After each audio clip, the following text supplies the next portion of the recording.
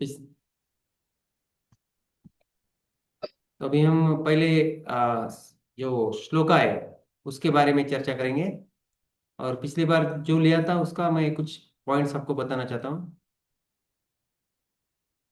जैसे कि पहला श्लोक किसके बारे में, जैसे प्रीफेस में दिया गया है कि अगर हमें आध्यात्मिक प्रगति करना है, जीवन में आध्यात्मिक जीवन में विकास करना है, तो उसके लिए हमें सबसे जरूरी क्या है, हमारे इंद्रियों पे नियंत्रण रखना है। तो यही ये पहले श्लोक में वो नियंत्रण कैसे रखना है, वो नियंत्रण के लिए हमें ये जो छह वेग है उनका कैसा दमन करना है, और उसके लिए किस तरीके से हम वो छह वेगों को शमन कर सकते हैं, दमन कर सकते हैं, उसके बारे में इसमें दिया गया है। और ये जो पहला श्लोक है ये क्या है, एक सुविचार है, सुभाषित है। तो रूप गोस्वामी जी ने है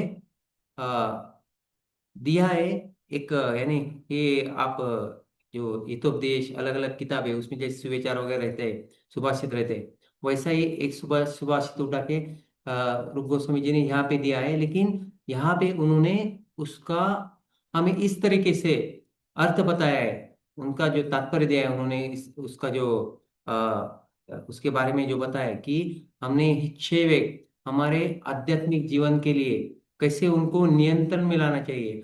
और वो नियंत्रण कैसे लाना चाहिए, हमारा जो कृष्ण भावना हम कैसे बढ़ा सकते हैं, और कृष्ण भावना भावित तरीके से हम उनको कैसे नियंत्रण में ला सकते हैं, ये रूप गोस्वामी जी ने इस सुभाषित लेके है जो पहला श्लोक देके हमें बतलाया है। तो हमने उस जो पहला जो श्लोक है, तो अभी हम एक बार फिर से उसको दोहराएंगे। वाचो वेगम मनसा क्रोध वेगम जिह्वा वेगम उदरपस्त वेगम एतान वेगान यो विषेत धीर सर्वाम अपि माम पृथ्वीम स शिष्यात्। तो उसमें जो अलग अलग महत्वपूर्ण शब्द थे, जैसे शिष्यात क्या है उसका अर्थ हमने देखा था, वेग क्या है, वेग यानी प्रभुपाद जी ने उसका अर्थ क्या दिया है, और सामान्यतः हम उसका अर्थ क्या देखते हैं और प्रभुपाद जी ने किस तरीके से उसको बताया है। और अ, ये जो छह वेग है अलग अलग प्रकार के उनका, जैसे उसमें वो कौन कौन से, जैसे वाच वाचा का वेग, बोलने का वेग, मन का वेग, क्रोध वेग, शरीर शरीर वेगों में कौन से है, अ, जिह्वा का, जीभ का वेग, उदर उपस्थ वेग, उदर का और उपस्थ का वेग। और इस तरीके से वो हम प्राइमरी उसका बहुत सारे अलग अलग पॉइंट्स देखे थे। तो अभी इसमें हमने ये भी देखा था कि आयुर्वेद में उसका मीनिंग क्या है, और किन किन प्रकार के वेग रहते हैं। और कुछ वेग ऐसे रहते हैं जिनको हम नियंत्रित कर सकते हैं और कुछ अनियंत्रित रहते हैं, यानी कुछ धारणीय रहते हैं और कुछ अधारणीय रहते हैं। यानी कुछ वेगों को हमें ये हम उसको नियंत्रित नहीं कर पाते, जैसे कुछ शरीर के वेग है, एक नंबर जाना है, दो नंबर जाना है, तो हमें वो तुरंत उसका उसके लिए जाना पड़ता है, नहीं तो क्या होता है शरीर में अलग अलग उसके कारण व्याधि जड़ सकती है, व्याधि आ सकती है, रोग लग सकते हैं। लेकिन कुछ ऐसे वेग है जो हम नियंत्रित कर सकते हैं हमारे कृष्ण भावना का विकास करने के लिए, अध्यात्म में विकास करने के लिए। तो ऐसे वेगों को नियंत्रित करना है, तो वो ज्यादातर ऐसे वेग किस प्रकार के हैं, वो मन के ऊपर आधारित है। तो सबका रूट कौन क्या है, इन वेगों का मन है। तो हम उसके बारे में भी देखा था। और इन वेगों को नियंत्रित क्यों करना है, तो हमने ये भी देखा था कि हम हमारा वजन अच्छा होना चाहिए, हमारा आध्यात्मिक विकास होना चाहिए। जो भी कार्य कर रहे, अभी भौतिक जीवन में हमें कुछ ना कुछ कार्य करना पड़ता है, लेकिन हमें उसके साथ साथ भक्ति भी करना है। तो भक्ति के लिए वो कार्य हमारे लिए कैसे अनुकूल होगा, तो इस छह वेगों के संदर्भ में हमने वो भी देखा था कि इन छह वेगों को हमने नियंत्रण करके हमें क्या मिलने वाला है। और वाच्य वेगम के बारे में हमने जो बहुत सारा एडिशनल अलग अलग जो भगवत गीता में जो श्लोक दिए, तो उसके पहले हमने भक्ति विनोद ठाकुर जी उनका व्याख्या देखा था। उन्होंने क्या दिया था, भूत उद्वेग करी वाक्य वेग। भूत उद्वेग करी वाक्य वेग यानी क्या, जो दूसरे को तकलीफ देते ऐसे शब्द क्या है, हमने बोलना नहीं चाहिए। तो वो क्या है, वाचोवेग का एक अनियंत्रित, यानी अनियंत्रित जो वाच्य वेग रहता है, तो वो क्या करता है, दूसरे को तकलीफ देने का प्रयास करते, वो जो वाक्य है दूसरे को तकलीफ दे देते हैं। तो ऐसे वाक्यों से, ऐसे बोलने बोलने से, ऐसे वचनों से, ऐसे कटु वचनों से हमने दूर रहना चाहिए। तो उसमें उद्वेग करके शब्द आया था, तो उसका हम लिंक लेके भगवत गीता का श्लोक देखा, अनुद्वेग, उद्वेग और अनुद्वेग। तो उसके बारे में हमने चर्चा की। और उसके बाद हमने जो कहावत है संस्कृत में कि कैसे बोलना चाहिए, सत्य बोलना चाहिए, लेकिन वो कैसे बोलना चाहिए, हमारा हमारे जो वचन कैसे प्रिय और प्रिय चाहिए, हमारे बोल कैसे मीठे होना चाहिए। तो इसके बारे में हमने श्लोक देखे थे। तो अभी इसके आगे हम आज का सत्र चालू करेंगे। तो इसमें देखेंगे हम जो प्रपद जी ने जो, मैंने जो आपको उपदेशामृत शेयर किया है, उसमें से हम पहला पैसेज पढ़ा था, पहला जो पैराग्राफ है प्रभुपाद जी ने दिया था, तो अभी हम उसके बारे में देखेंगे, ठीक है। तो अभी यहाँ पे हमें शुरू करने से पहले एक बार फिर से देखेंगे कि जो हमें अध्यात्म में विकास करना है, तो सबसे जरूरी क्या है, आध्यात्मिक हमारे प्रगति में हमें विकास करना है। तो जो प्रीपेस में दिया था, तो एक दो तीन उसमें बहुत महत्वपूर्ण शब्द थे।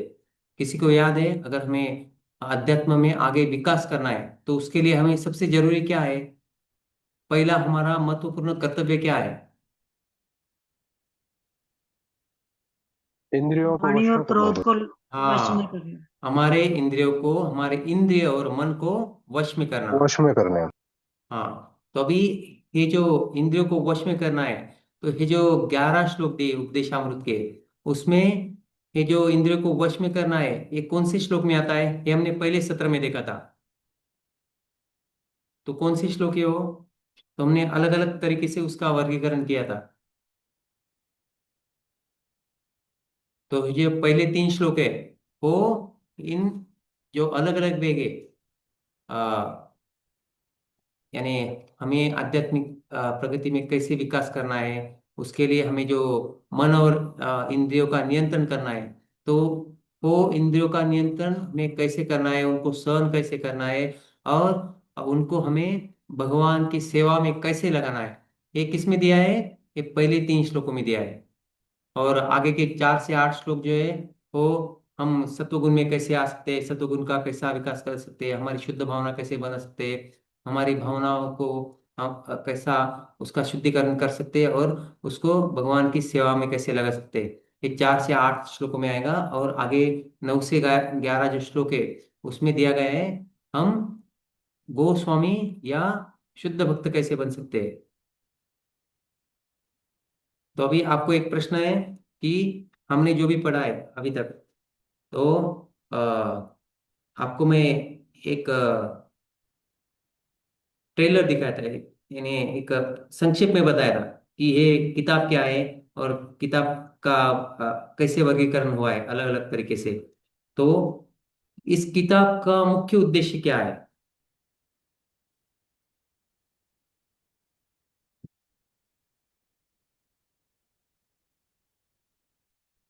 तो हर जो कुछ भी कार्य कर रहे हैं, हम कुछ भी करते हैं, तो हम क्या देखते हैं, जैसे हमारा जीवन भी है, हमारे जीवन का उद्देश्य क्या है। तो उद्देश्य पाने के लिए, जैसे कुछ का भौतिक जीवन में भी देखते हैं, अगर हमें कुछ बनना है, कुछ करियर करना है, तो हमारा कुछ तो एक उद्देश्य रहता है एजुकेशन लेने का, कुछ तो प्रशिक्षण लेने का। तो वो उद्देश्य, और उद्देश्य प्राप्ति के लिए क्या रहता है, साधन रहता है। तो इस किताब में हम उद्देश्य क्या दिया है और उद्देश्य के लिए साधन क्या है। तो आप पहले बताओ कि उद्देश्य क्या है अपना, इस किताब का उद्देश्य क्या है।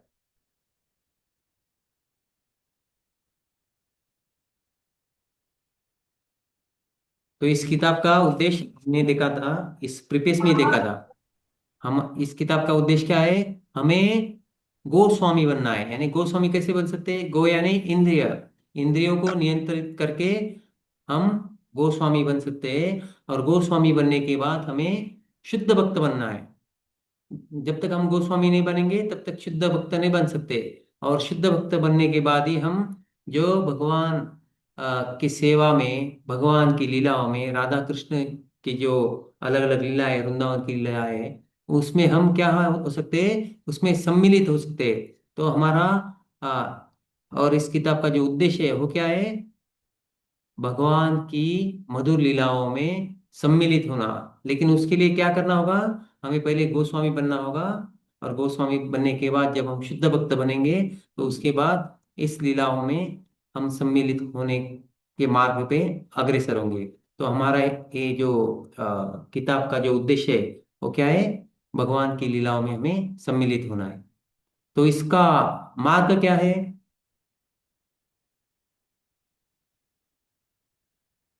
गोस्वामी बनना, फिर शुद्ध भक्त बनना, फिर भगवान की सेवा करना। हाँ, वो तो उद्देश्य हो गया, लेकिन इसके लिए साधन अच्छा, क्या है? अच्छा भजन होना चाहिए और भक्ति अच्छी होनी चाहिए। हेलो। हाँ, भक्ति अच्छी होनी चाहिए। हेलो। और मैं करीब एक बजे। गोस्वामी के पद चिन्हों भजन। पर चलना चाहिए। हाँ, तो माता जी ने बराबर बताया, गोस्वामी के पद पद चिन्हों पे चलना चाहिए। लेकिन हम क्या है, रूपानु गए। तो जो रूप गोस्वामी जी ने शिक्षा दी है, और महत्वपूर्ण शिक्षाओं में ये जो उनकी जो पहली प्राथमिक शिक्षा है उनमें से ये जो 11 श्लोक है, अगर ये जो 11 श्लोक हम अपने जीवन में अपनाते हैं, कैसे अपनाते हैं उसके लिए फिर से हम जो प्रिपेस है, जो आमुख है, उसमें क्या दिया था हमारा, जो क्या अच्छा होना चाहिए, अगर हमें अध्यात्म में प्रगति करना है तो हमारा अ, साधना। साधना।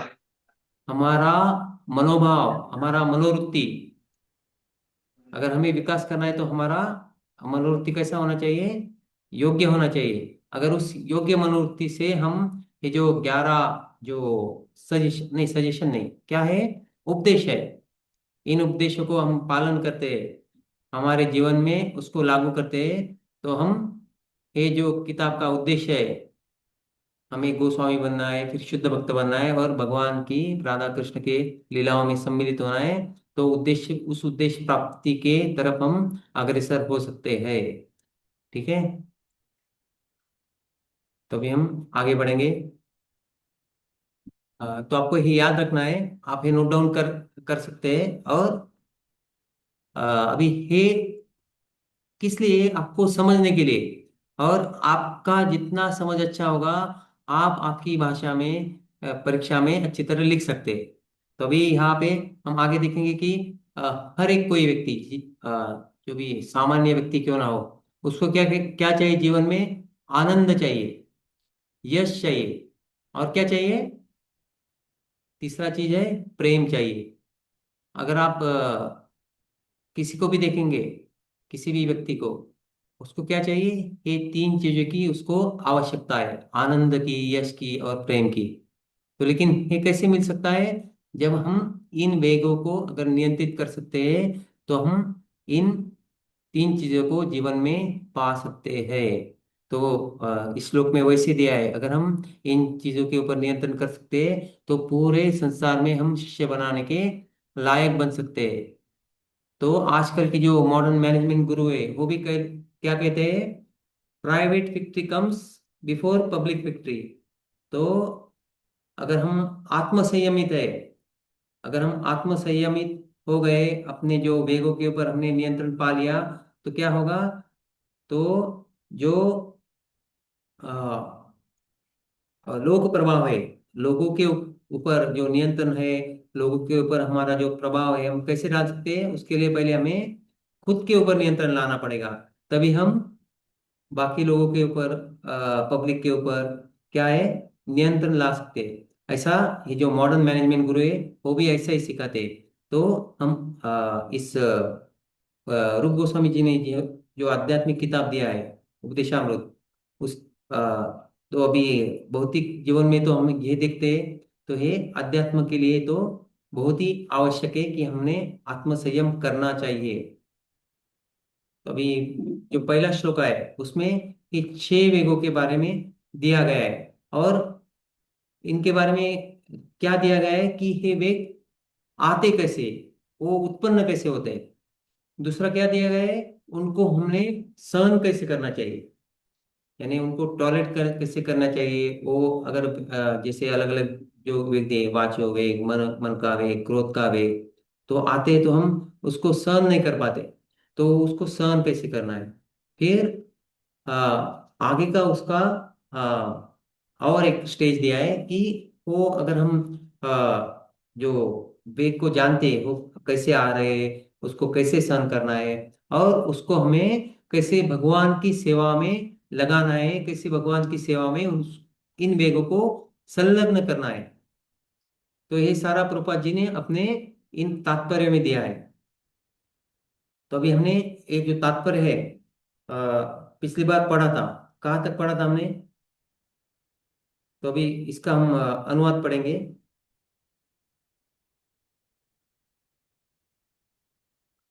वह धीर व्यक्ति जो वाणी के वेग को, मन की मांगों को, क्रोध की क्रियाओं को तथा जीव उदर एवं जनेन्द्रियों के वेगों को सहन कर सकता है, वह सारे संसार में शिष्य बनाने के लिए योग्य है। और इसके आगे हमने ये भागवतम का जो श्लोक दिया है इसमें, यहाँ से लेके ये श्लोक भी पढ़ा था।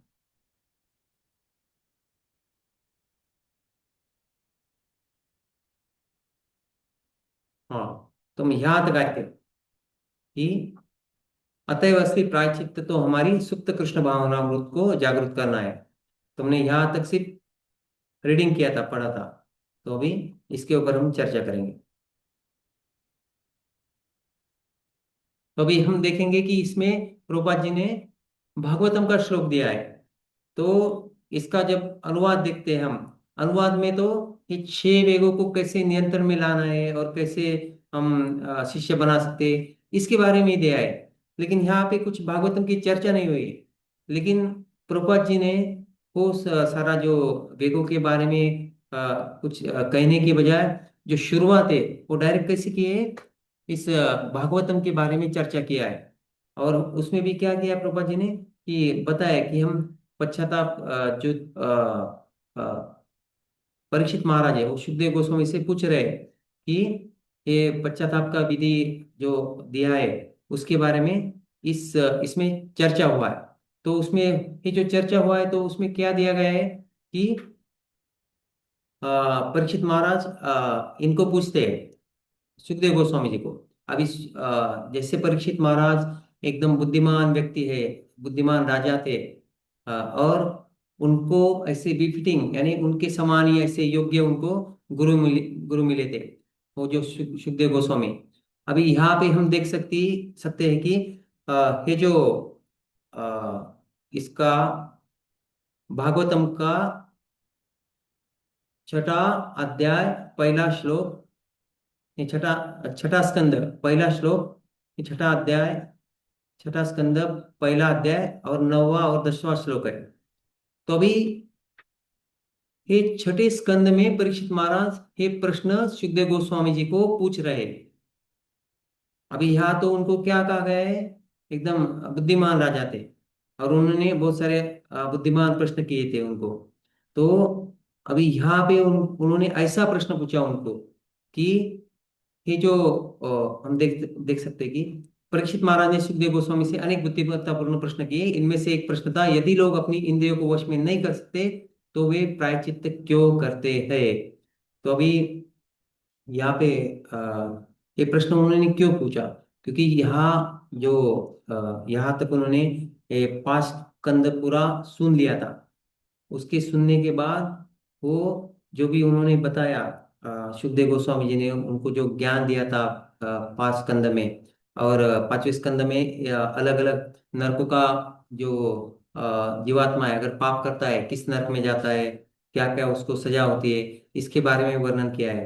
और छठे स्कंद में परीक्षित महाराज अपने अनुकंपावश जीवों के प्रति जो उनका दया भाव है, और उन्होंने अपने जीवन में, वो तो खुद राजा थे और आजकल की तरह नहीं, अभी जो शासन चलाते अभी हम जो क्या है डेमोक्रेसी, लोकशाही, उसमें 3 विभाग कर दिए शासन के।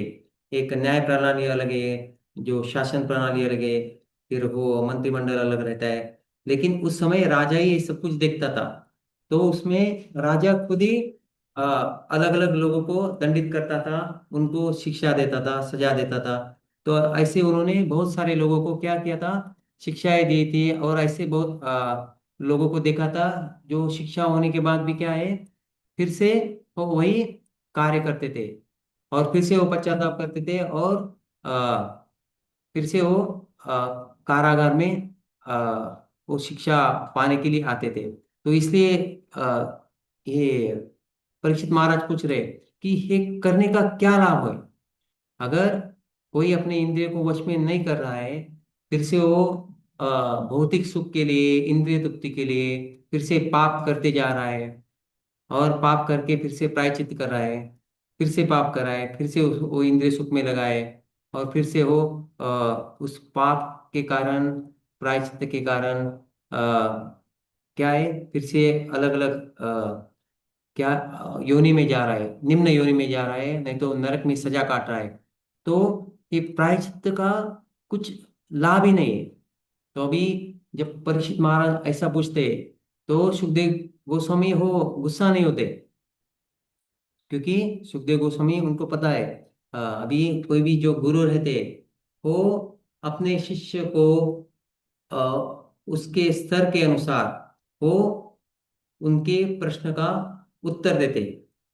और जैसे जैसे शिष्य का स्तर बढ़ते जाता है, वैसे वैसे उनके वो उत्तर का भी स्तर बढ़ाते जाते हैं। उनके उत्तर का वो अलग अलग तरीके से उनको उत्तर देते हैं, और शिष्य का भी वो स्तर बढ़ाते हैं। तो ऐसे ही इन्होंने देखा कि परीक्षित महाराज ये बहुत बुद्धिमत्तापूर्ण प्रश्न कर रहे हैं। तो यहाँ पे फिर आगे परीक्षित महाराज उनको जवाब देते हैं। तो अभी हम देख सकते हैं कि कैसे अ, कि वो बताते कि आप जो बात कर रहे हैं वो सही है, कि जो पाप कर्म है, पाप कर्म हम पुण्य कर्म से उसका निराकरण कर नहीं सकते। पाप कर्म के लिए आपको नरक में जाना पड़ेगा, और पुण्य कर्म का भी आपको फल भुगतना पड़ेगा। तो पाप कर्म से पुण्य कर्म, पुण्य कर्म से पाप कर्म मिटता नहीं। तो अभी हम इसमें अलग अलग प्रकार के उदाहरण दिए, वो भी देखेंगे। लेकिन जैसे हम देखते कि अभी अ, जो खेत में, नहीं तो जो अपने जो आपके घर के आसपास कुछ गार्डन रहेगा, नहीं तो आपके घर के पास अपने कुछ पौधे लगाएंगे अच्छे। लेकिन क्या होता है उसके आसपास में कुछ तो घास, अलग अलग प्रकार के दूसरे अवांछित अवांछित जो जंगली घास है, वो वहां पे आ जाती है। तो क्या करना पड़ता है, उसको काटना पड़ता है। लेकिन क्या होता है, वो फिर से आ जाती है, तो उसको बार बार काटना पड़ता है। तो वैसा ही ये लोग क्या करते हैं, बार बार इस इंद्रिय तृप्ति के लिए, सुख भोगने के लिए पाप करते रहते हैं, और उसका प्रायश्चित्त करते रहते हैं। और इसका और भी हम एक उदाहरण ले सकते हैं कि जो अ, लोग अलग अलग प्रकार के व्रत करते हैं, जैसे कि जो अयप्पा जी को मानते, वो कुछ तो 41 डेज का व्रत रखते। जैन साधु है, उनका भी बहुत सारा अलग अलग प्रकार का व्रत रहता है।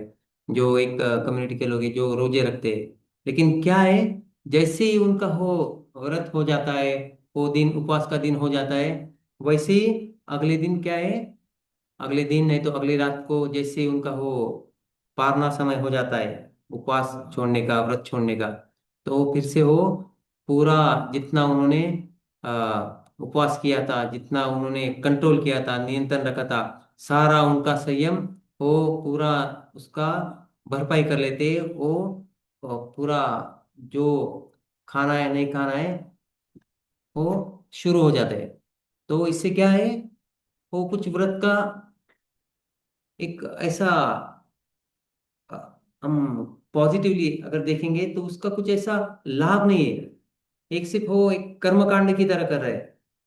तो इसी तरीके से ये जो हम जो लोग पाप करते हैं और उसका प्रायश्चित्त करते हैं, तो ये क्या है, ये ठीक नहीं है। तो अभी तो इसके लिए क्या करना पड़ेगा, तो एक ऐसा कुछ ऐसा पद्धति होना चाहिए, सिस्टम होना चाहिए, जिससे क्या है, वो घास हमें बार बार काटना नहीं पड़ेगा। एकदम उसको हम मूल से ही उखाड़ फेंक देंगे, तो घास फिर से क्या, फिर से आएगा नहीं। और एक ऐसा हम ऐसा प्रायश्चित होना चाहिए, नहीं तो ऐसा शुद्धिकरण का पद्धति होना चाहिए, जिससे कि हमें ही बार बार अलग अलग व्रत, नहीं तो जो प्रायश्चित है वो करने की जरूरत ना पड़े। तो उससे हमारे जो भी सारे भौतिक कल्मश है, भौतिक इच्छा है, उनका क्या है, जड़ से उनका निराकरण होना चाहिए। तो ऐसा सिस्टम क्या है, ऐसा पद्धति क्या है, तो हमें प्रभुपाद जी ने वो पद्धति दिया है, वो है कृष्ण भावनामृत। तो जैसे भगवत गीता में कहा गया है, हमारे शास्त्र में, कर्माणि निर्दहति किंतु च भक्ति बाजा। तो ये कैसे जा सकता है, जो कर्म है, जो कर्म के फल है, उनका दहन कैसे हो सकता है, भक्ति करके, शुद्ध भक्ति से हम इसको दूर कर सकते हैं। तो इसके लिए अभी हम तात्पर्य में आगे देखेंगे। ये प्रभुपाद जी ने ये जो पहला भागवतम अ, का जो श्लोक लेके पश्चाताप के बारे में बताया, अलग अलग उदाहरण दिए इसमें, चोर का उदाहरण दिया है, हाथी का उदाहरण दिया है, फिर जो गिरजा घर में जो लोग जाते हैं, जैसे चर्च में जाते हैं, गिरजाघर है चर्च, उसमें तो उनके बारे में बताया है। तो अभी यहाँ पे ये सारा जो उपद्व्याप, यानी जो कई जो जो भी कुछ अलग अलग कार्यकलाप चालू है, लेकिन इससे कुछ हो नहीं रहा है, लेकिन उसके लिए कुछ तो फाइनल सॉल्यूशन होना चाहिए। तो वो सॉल्यूशन क्या है, सिर्फ कृष्ण भावना है। कृष्ण भावना में जो भी प्रगति करेगा, कृष्ण भावना को जो अपनाएगा, तो वो इन सारी चीजों से, बार बार इस जन्म मृत्यु के चक्कर से, और ये पश्चाताप करना, पाप करना, फिर से उसके लिए फिर से वो अपने इंद्रियों की तृप्ति में लग जाना, तो इससे दूर रहने के लिए हमें सबसे महत्वपूर्ण क्या है, हमारा जो कृष्ण भावनामृत अंदर जो सुप्त कृष्ण भावना है, उसका विकास करना ही सबसे महत्वपूर्ण है। इसके अलावा दूसरा हमारे पास कुछ भी अलग पर्याय नहीं है। तो प्रभुपाद जी यही बात यहाँ पे बता रहे हैं। इसलिए प्रभुपाद जी ने ये जो पहला जो श्लोक में जो तात्पर्य दिया है, तात्पर्य के जो 3 विभाग है, उसमें पहले विभाग में प्रभुपाद जी ने ये सब कुछ बताया है कि हमने कैसे कृष्ण भावना को अपनाना चाहिए, अपने जीवन में लागू करना चाहिए। तो प्रभुपाद जी ने यहाँ पे हमें पूरा फाइनल, एकदम सरलता से, और जो टू द पॉइंट, यानी पूरा इसका जो उत्तर है, हम 6 वेगों का कैसे नियंत्रित ला सकते हैं, वो पहले हमें यहाँ पे बताया है। तो अभी यहाँ पे जो अलग अलग 3 उदाहरण दिए प्रभुपाद जी ने, कि हाथी स्नान, तो हम इसके बारे में थोड़ा देखेंगे।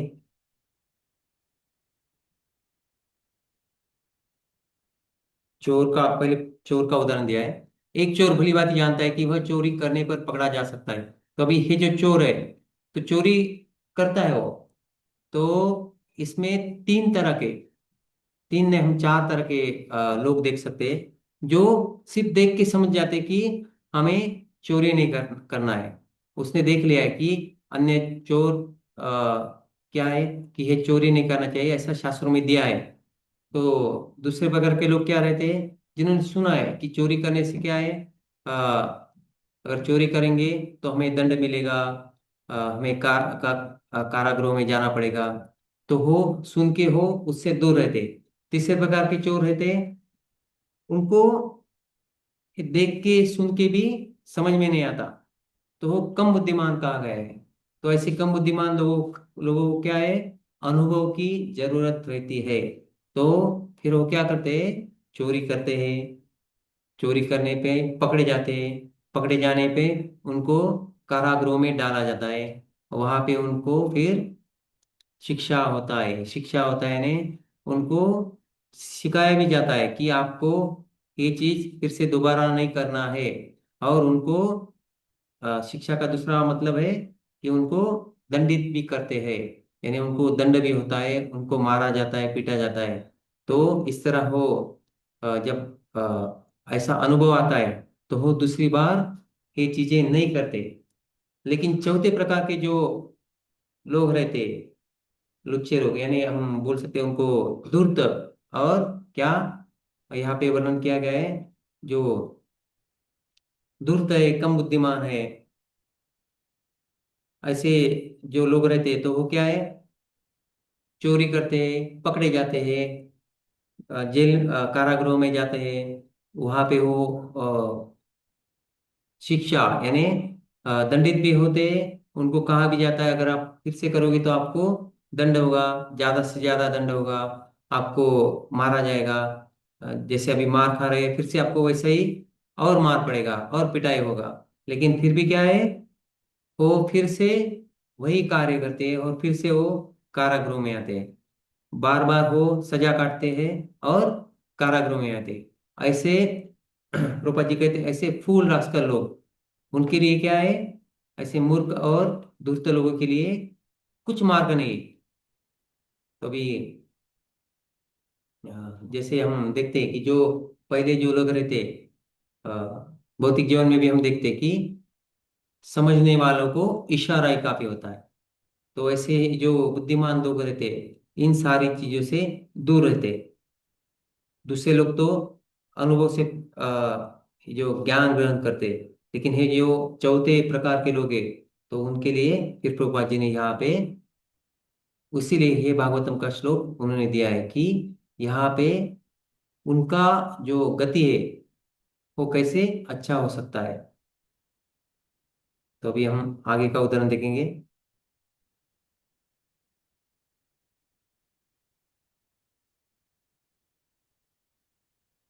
तो यहाँ पे बोला गया है, यदि कारागार कारागार के दंड को प्रायश्चित्त माना जाए तो ऐसे प्रायश्चित्त से क्या लाभ। तो इसमें परीक्षित महाराज सुखदेव गोस्वामी जी को फिर ही श्लोक बोलते हैं। दुष्ट सुदाभ्याम यत् पापम जानम अपि आत्मनो अहितम करोति भूयो विवश प्रायचित्तम अथो कथम पच्चिन्निवर्तते भद्रात् क्वचित् चरति तत्पुनः प्रायचित्तम अतो पार्थम मन्ये कुंजर शौचवत् दुष्ट सुताभ्याम, यानी दुष्ट यानी क्या, देख के, सुता यानी सुन के, यानी देख के, सुन के, फिर भी क्या कर रहे लोग, पाप कर रहे हैं। आगे क्या दिया है, जानन, जानन अपि, जान के भी, जान लेते फिर भी क्या कर रहे हैं, वो पाप कर रहे हैं। आत्मनोहितम, यानी आत्मनो अहितम, यानी कि आत्मा के, ये व्यक्ति के हित में नहीं, हित में नहीं है।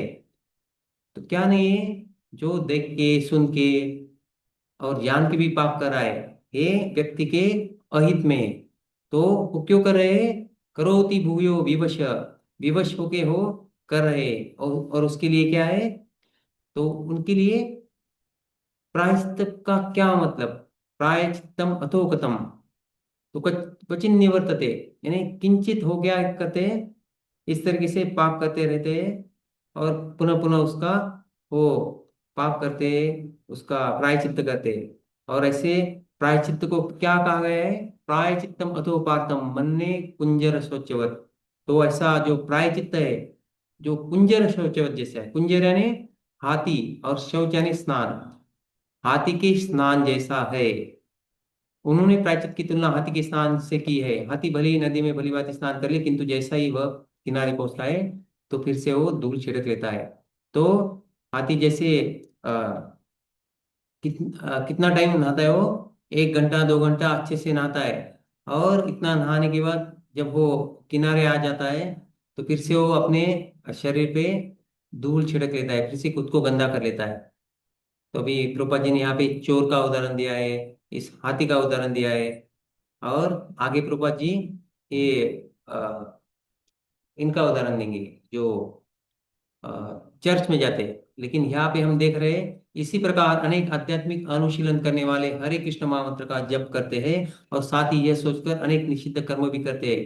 तो आप ऐसा मत सोचो कि प्रभुपाद जी ने जो प्राणी का उदाहरण दिया है, दूसरे जो चर्च में जाते हैं उन लोगों का उदाहरण दिया है, लेकिन यहाँ पे प्रभुपाद जी ने भक्तों के बारे में भी कहा है कि हम हरे कृष्णा महामंत्र के बल पे क्या है, पाप करते हैं।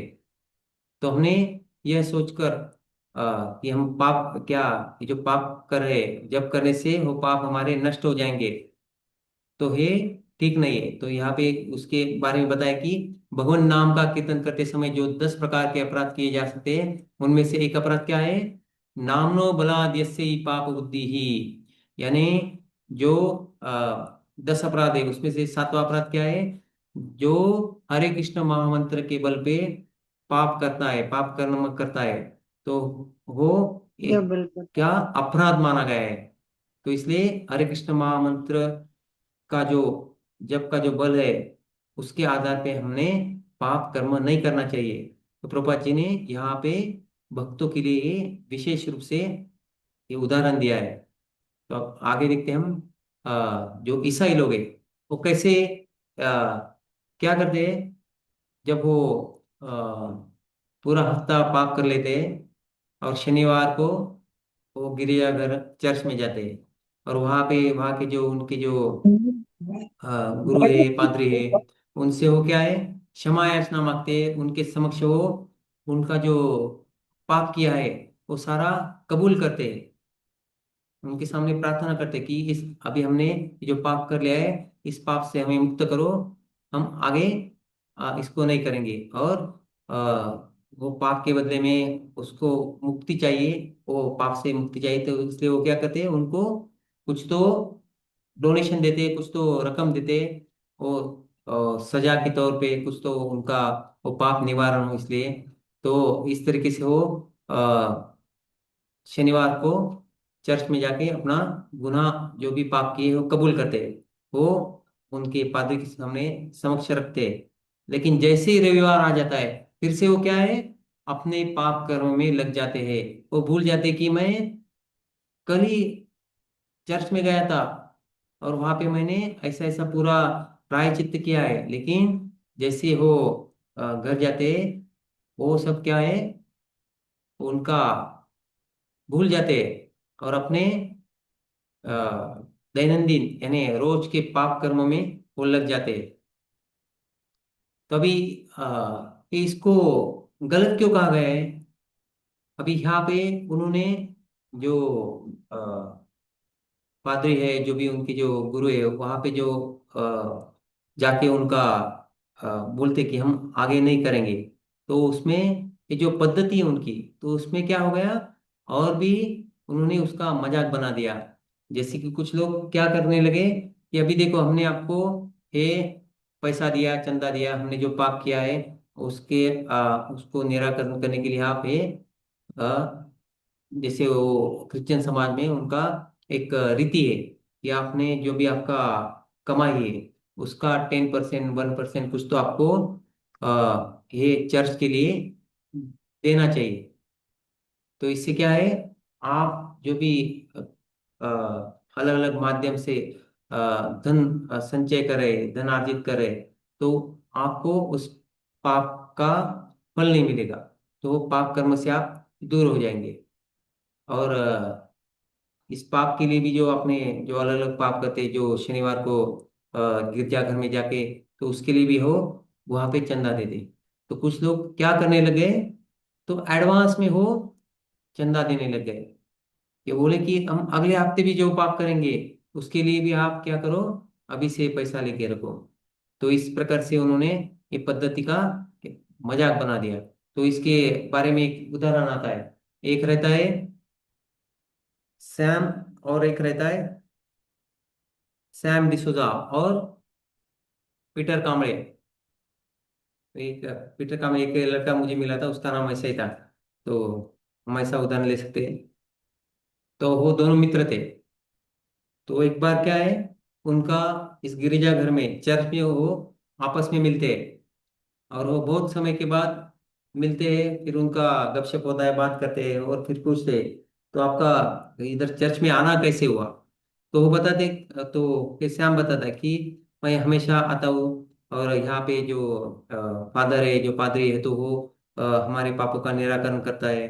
तो उनको मैं कुछ जो भी पाप किया है, जो भी मुझसे गलत हो गया है, तो गलती के लिए मैं उनको इस तरीके से वो चंदा देता हूँ। तो ये सुन के ये जो दूसरा रहता है पीटर, तो उसको लगता है कि मैं भी पिछले हफ्ते में बहुत सारा पाप किया था। तो फिर जैसे दोनों जाते हैं, तो पहले ये जो सैम है, तो वो जो उनकी जो प्रिस्ट रहते हैं वो क्या करते हैं, उसको बोलते कि आप आगे से फिर से पाप नहीं करोगे, और आपने जो पाप किया है उसके लिए आपको शिक्षा के तौर पे इतना इतना ये मूल्य देना होगा।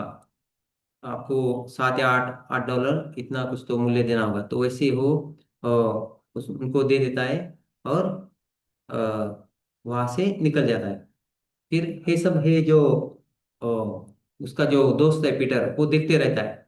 और फिर वो भी वहां पे जाके, फिर पहले ही वहां पे क्या करता है वो, 8 डॉलर पहले ही उधर रख देता है। तो फिर वो क्रिस्ट जो बोलते हैं, अरे आपने तो कुछ बताया नहीं और पहले ही रख दिया। तो वो बोलते हैं कि मैंने तो पाप किया है, और मैंने देखा भी, अगर इसका इसके लिए अगर इतना चंदा दे देंगे तो क्या है, मेरा पापों से मैं मुक्त हो जाऊंगा। तो फिर वो बोले, वो तो ठीक है, लेकिन आपको बताना पड़ेगा क्या आपने क्या पाप किए, और आपको बोलना पड़ेगा कि फिर से मैं वो पाप नहीं करूंगा। फिर वो क्या करता है, फिर से और 8 डॉलर उनके पास दे देता है। और वो फिर से पूछते हैं कि आपने ये पैसा क्यों दिया अभी। तो वो बोलता है कि मैं तो पाप करते रहता हूँ, ये जो पिछला पाप किया था पहले उसका 8 डॉलर दिया, और आगे जो पाप करने वाला हूँ इसका भी मैं अभी दे देता हूँ आपको। तो वो बोलते कि नहीं नहीं, आपको क्या है, फिर से यहाँ पे अगले समय आके ये पैसा अभी आप ऐसा एडवांस में नहीं दे सकते, आप अभी नहीं दे सकते। आपको क्या है, जब नेक्स्ट टाइम जब अगली बार आओगे तो आपको ये पैसा देना होगा। आपका पाप का जो पनिशमेंट है, शिक्षा है, वो करना पड़ेगा। लेकिन वो क्या बोला कि मैं यहाँ पास में नहीं रहता, मुझे बहुत दूर से आना पड़ता है, और उसके लिए अलग सा पैसा खर्चा होता है। तो इससे आप अभी ये सारा पैसा ले लो। तो इस तरीके से उन्होंने क्या कर दिया, इस पद्धति का एक मजाक बना दिया। तो यहाँ पे हम देखते हैं प्रभुपाद जी ने कैसे इन 3 उदाहरणों से हमें बताया है कि ये जो प्रायश्चित्त है, ये प्रायश्चित्त क्या है, कुछ काम की चीज नहीं है। अगर ऐसी हमारी जो मेंटेलिटी रही, मेंटेलिटी यानी क्या बोल सकते हैं हम इसको, हमारा जो मानसिक भाव, मानसिक। हमारी मनोवृत्ति अगर ऐसी रही, तो हम कुछ भी तपस्या नहीं कर पाएंगे, कुछ भी ये जो प्रायश्चित्त तो एक हमने खेल बन जाएगा। और ये जो अलग अलग प्रकार के वेग है, इनको हम दमन करने में, इनको नियंत्रण करने में, इनको वश करने में हम सक्षम नहीं बनेंगे। तो इसके लिए सबसे महत्वपूर्ण उपाय क्या है, कि हमने कृष्ण भावनामृत को जल्द से जल्द, जितना जल्दी हो तुरंत ही उसको हमने अपने जीवन में अपनाना चाहिए। तो अभी भौतिक जीवन में हम क्या देखते हैं कि जैसे कोई अ, ये जो तंबाकू गुटखा खाते हैं, तो उस पैकेट पे पहले दिया जाता था, it is injurious, it can kill you. ऐसा यानी कि आपके क्या है, आपके आरोग्य के लिए, आपके जीवन के लिए क्या है, ये खतरनाक है। ये आप अलग अलग आपको क्या है, कैंसर हो सकता है। लेकिन अभी वो गवर्नमेंट ने निकाल के उस पे डायरेक्ट दिया गया है कि हाँ, ये आपको क्या है, मार सकता है, आपका जीवन इससे क्या है, आपको मृत्यु आ सकती है। लेकिन क्या है, फिर भी लोग क्या है, वो छोड़ते नहीं। अभी जो बुद्धिमान लोग हैं, वो देख के ही वो लेते ही नहीं। जो कम बुद्धिमान है, वो पहले खा के देखते हैं, फिर उनको अगर कुछ थोड़ा तकलीफ हो रहा है, पेट का बीमारी हो रहा है, कुछ उनका मुंह में सड़न आ गई, तो उनको पता चलता है कि हमने ये करना नहीं चाहिए, तो वो बंद कर देते हैं। लेकिन जो और भी मूर्ख लोग हैं, जो ज्यादा ही धूर्त और निकम्मे लोग हैं, कुछ काम के नहीं, वो क्या करते रहते हैं ऐसे, फिर से वो देख के भी खाते रहते हैं। तो इस तरीके से हम भौतिक जीवन में भी ऐसे लोगों को देखते हैं कि वो इन ऐसे अलग अलग आदतों के शिकार हो गए, बलि हो गए, और बार बार वो इस पाप कर्म में लगे रहते हैं। तो इस तरीके से हमने देखा कि ये जो सारा जो मनोवृत्ति है पाप करने का, प्रायश्चित्त करने का, ये क्या है, कुछ काम का नहीं है।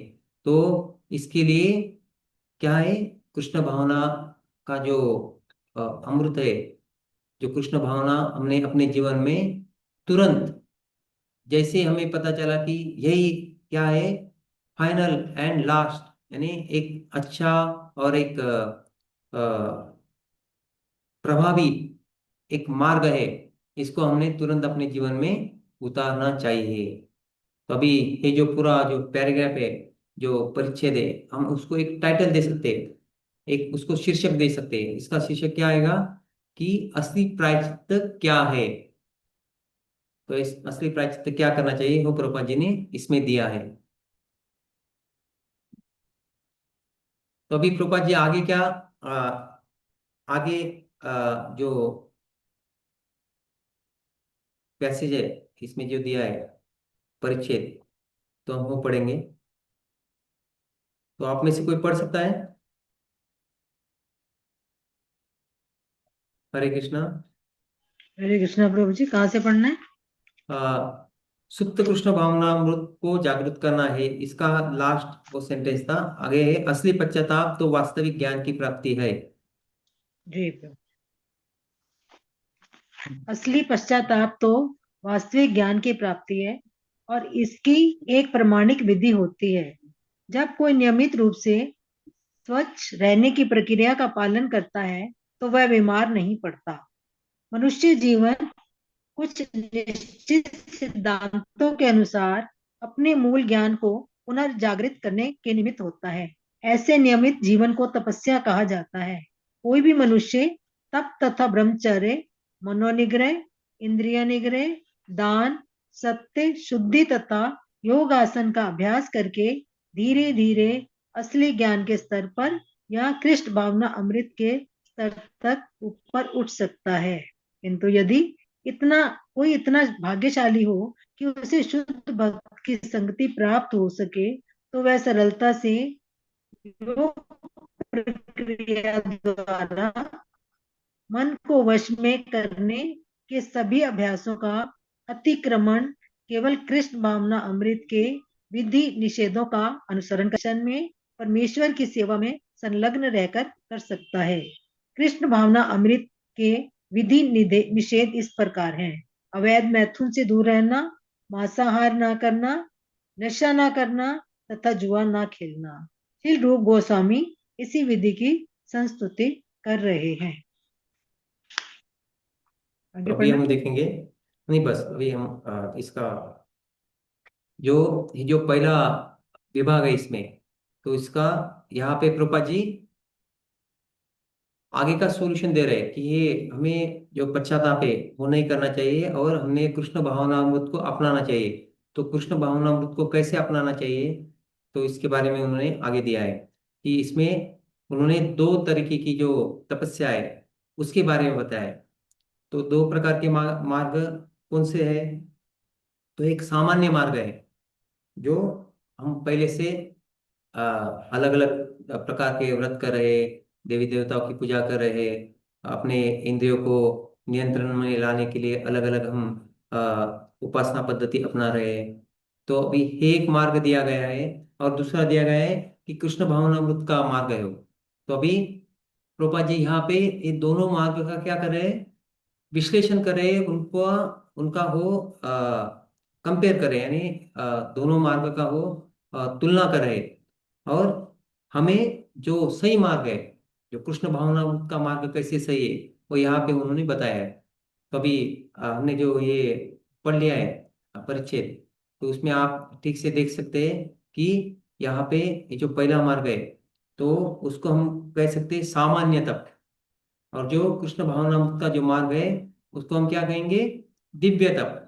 सामान्य तप और दिव्य तप। तो तप क्या होता है, तप यानी तपाना, ताप। तो ताप क्या हमें निर्देशित करता है, ताप से क्या होता है, शुद्धिकरण होता है। जैसे कि कोई सोना है, वो सोना पहली अवस्था में कैसा रहता है, पूरा हो गंदा रहता है। उसको अच्छा करने के लिए उसको अच्छी तरह से तपाना पड़ता है, उसको अग्नि में डालना पड़ता है। तो उससे वो क्या है, अच्छा सोना निकल के बहर के अच्छी तरह से वो सोना बनता है। तो ऐसे ही ये जो दो प्रकार के यहाँ पे ताप दिए गए, अ, ताप यानी तप दिए गए, सामान्य तप और दिव्य तप। तो अभी ये जो सामान्य तप है, साधारणतः हम क्या करते हैं, हमारे जो यहाँ पे जो अलग अलग 6 वेग है, तो पहले हम इसको नियंत्रण में लाने के लिए अलग अलग प्रकार के तप करते थे। तो अभी इसमें इसका उदाहरण दिया है कि तप तप करना चाहिए, ब्रह्मचर्य का पालन करना चाहिए, अ, शमन दमन अलग अलग ही पद्धतियां दी गई। तपसा ब्रह्मचर्येण शमेन च दमेन च, शमेन और दमेन च, त्यागेन सत्य शौचाभ्यम, शौचाभ्यम यानी क्या, शौच यानी शुद्धता, स्वच्छता, यमेन नियमेन च। तो भागवतम में ये श्लोक आता है। तो इसमें ये भागवत में ये कहा गया है कि तपसा ब्रह्मचर्येण शमेन च दमेन च, त्यागेन सत्य शौचाभ्याम, यमेन नियमेन च। तो यम नियम क्या है, तप ब्रह्मचर्य शमन दमन, इस प्रकार से ये जो सामान्य तप है, सामान्य पद्धति प्रायश्चित की, वो हम पहले अपनाते थे। तो जैसे हम कृष्ण भावना में आ गए, तो हमें ये चीजें क्या है, इनकी करने की जरूरत नहीं है। इनको करने से जो फल मिलने वाला है, वही फल हमें हे दिव्य तप करने से मिलने वाला है। तो अभी आपके लिए हम और एक होमवर्क देना चाहते हैं। ये जो हमने भागवतम का जो श्लोक देखा है, तपसा ब्रह्मचर्य ने, तो अभी हे भागवतम में छठे स्कंद में, जो छठा स्कंद है, तो अभी हम एक मिनट,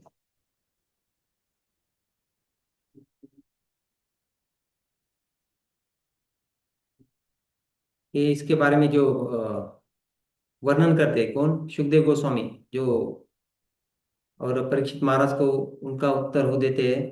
तो इसके बारे में ही पूरा चर्चा इस अध्याय में आता है, छठे स्कंद के पहले अध्याय में। तो आपको कहाँ तक पढ़ना है, छठे स्कंद का पहला अध्याय 9 से लेके 15 तक। क्या क्या पढ़ना है आपको, छठे, आप लिख लिख सकते हैं, नोट डाउन कर सकते हैं। श्रीमद् भागवतम का छठा स्कंद पहला अध्याय 9 से लेके 15वां श्लोक, ये पूरा सीरीज दिया गया है। तो इसमें आप देख सकते हैं कि ये प्रायश्चित करने से क्या लाभ होने वाला है और क्या लाभ नहीं होने वाला, और उसके लिए क्या करना चाहिए। और ये परीक्षित महाराज और सुखदेव गोस्वामी जी का उसमें वो संवाद दिया गया है। तो अभी ये जो हरे कृष्णा प्रभु हमने, जी। हाँ हरे कृष्णा। ये प्रभु जी 9 से 10 है ना, आपने 9 से 15 बोला है। ये देखो, छठा स्कंद पहला अध्याय, उसमें 9 से 15वां श्लोक, 9वां 10वां 11 12 13 14 15, तो ऐसा पूरा सीरीज में हो, तो आप वो पढ़ सकते हैं। ठीक है, और आप ये पूरा नोट डाउन कर लो, पहला होमवर्क दूसरा होमवर्क क्या है, कम से कम अभी, कल नहीं तो अगले हफ्ते तो आपने बताना चाहिए।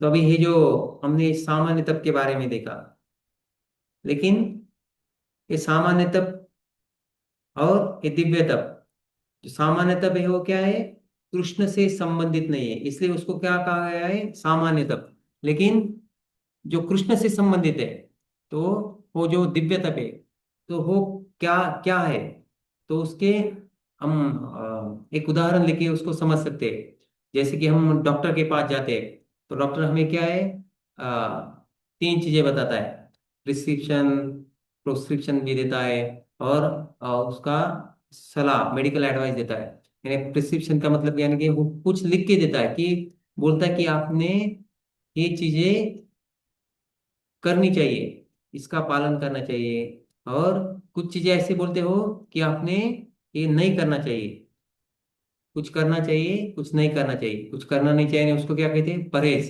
यानी आपने ये चीजें नहीं खाना चाहिए। आपने ये आपका जो लाइफस्टाइल है, ये जीवन है, उसमें क्या क्या किन चीजों से दूर रहना चाहिए, ये सारा डॉक्टर बताते हैं।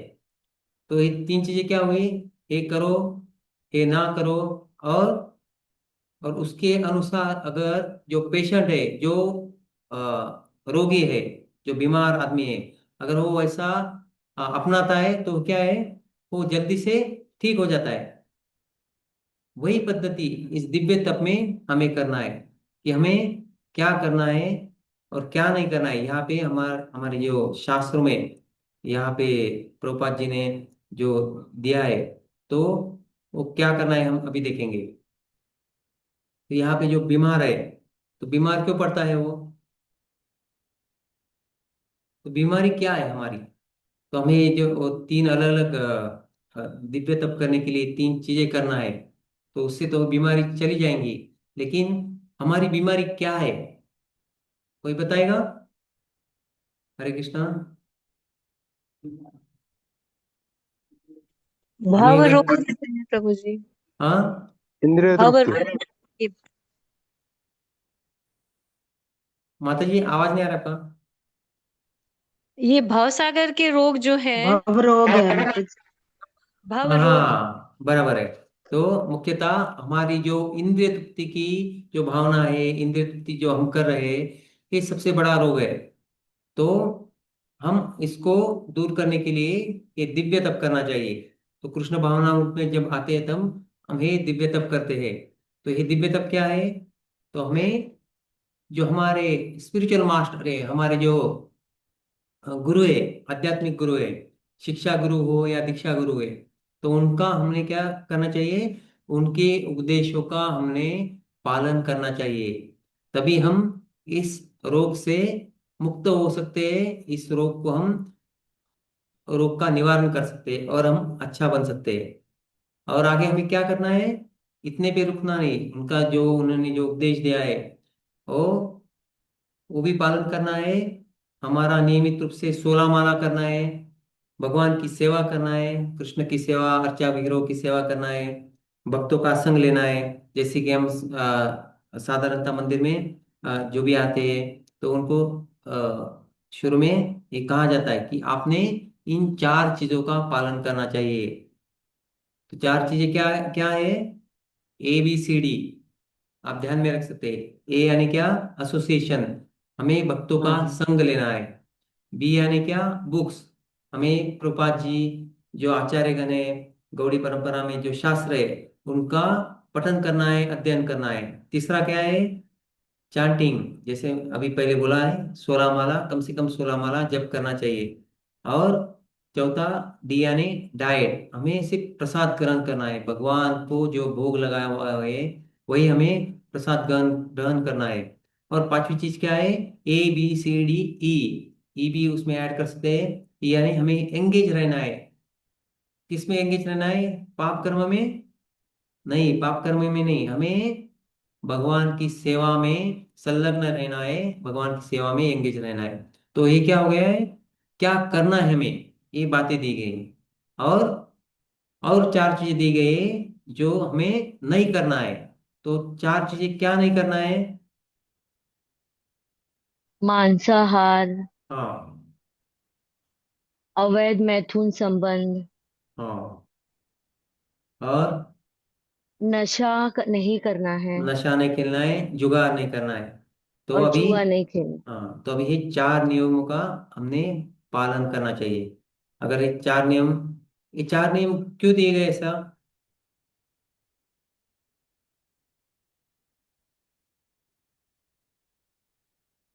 उससे क्या होता है। शुद्धता बनाए रखने के लिए। इससे शुद्धता बनाए हाँ, रखने हाँ, के लिए प्रभु जी। जैसे पाप कोई, नहीं होगा। हाँ। हाँ चार जो जैसे, धर्म पहले, के चार स्तंभ है। हाँ, धर्म धर्म के के चार चार स्तंभ स्तंभ है। है। हाँ, तो अभी उसको तोड़ते जब हैं, कोई, इसका पालन करना चाहिए। हाँ, जब कोई मांसाहार करता है तो क्या है, चार स्तंभ से जो दया, हाँ, दया क्या होता है, अहिंसा, उसका हनन होता है। और कोई जुगार खेलता है तो क्या होता है, सत्यता। देखा लो। सत्यता आ जाती है, सत्यता नष्ट होती है। और कोई इसका क्या है, मांसाहार हो गया, जुगार, फिर अवैध नशा, संबंध रखता है तो उसका स्वच्छता। स्वच्छता, स्वच्छता जो क्या बोलते हैं, प्यूरिफिकेशन, शुद्धता हाँ, नष्ट होता है। और तब किससे नष्ट होता है? नशा नशे करने से। नशा करने से। तो ये चार चीजें ऐसे ही दी गई नहीं है, उसका धर्म से क्या है, संबंध है। तो अगर हम ये जो चार या पांच चीजें क्या नहीं करना है, और पहले जो पांच चीजें बताई क्या करना है, जैसे डॉक्टर किसी मरीज को बोलता है आपको ये करना है, ये नहीं करना है, तो वैसे ही यहाँ पे हमें जब हम कृष्ण भावनामृत में आते हैं, उसको अपनाते हैं, तो हमें ये चार चीजें क्या करना है क्या नहीं करना है वो पता होना चाहिए। और जो हमारे जो आध्यात्मिक गुरु है, शिक्षा गुरु या दीक्षा गुरु, उनके उनके जो उपदेश है उनका हमने गंभीरता से पालन करना चाहिए। तो इसी जो वो पद्धति, इसको इसको ही क्या कहा जाता है? दिव्य तप कहा जाता है, क्योंकि ये भगवान से संबंधित है, कृष्ण से संबंधित है। तो अब यहाँ पे आगे कहा गया है वास्तविक प्रायश्चित्त। तो वास्तविक प्रायश्चित्त क्या है? तो यही है कि हमें अपने चित्त की शुद्धि करना है, चित्त की शुद्धि होना चाहिए। और इस भौतिक इच्छाओं का हमने क्या करना चाहिए? हम इस भौतिक इच्छा तो त्याग नहीं कर सकते, तो इसको हम परिवर्तित कर सकते हैं, बदल सकते हैं, उसको हम शुद्ध बना सकते हैं। तो इस तरीके से ये वास्तविक प्रायश्चित्त कब होगा? जब हमारे चित्त की शुद्धि होगी और हमारी जो भौतिक इच्छा है वो हम शुद्ध बनाएंगे। तो आगे हम अ, जो वाचो वेगे उसके बारे में देखेंगे।